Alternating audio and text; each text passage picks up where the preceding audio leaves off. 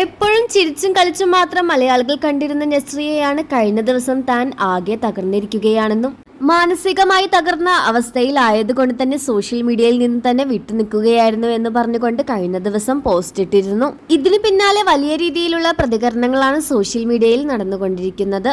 എന്താണ് സത്യത്തിൽ നസ്രിയയ്ക്ക് സംഭവിച്ചത് എന്നറിയാനുള്ള കാത്തിരിപ്പിലായിരുന്നു പ്രേക്ഷകർ ഒന്നാകെ. ആ കൂട്ടത്തിൽ പലരുടെയും നിഗമനം മാറിക്കൊണ്ടിരിക്കുകയാണ്. 19-ാം വയസ്സിൽ നസ്രിയ എടുത്ത തീരുമാനം തെറ്റിപ്പോയോ എന്നാണ് പലർക്കും അറിയേണ്ടത്.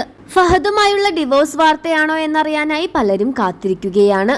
നസ്രിയ ഇപ്പോൾ ഫഹദിന്റെ ഫ്ളാറ്റിൽ നിന്ന് മാറി ഒറ്റയ്ക്കാണ് താമസിക്കുന്നത് എന്നും ഉടനെ തന്നെ ഡിവോഴ്സ് വാർത്ത വരുമെന്നുമാണ് പലരും പറയുന്നത്.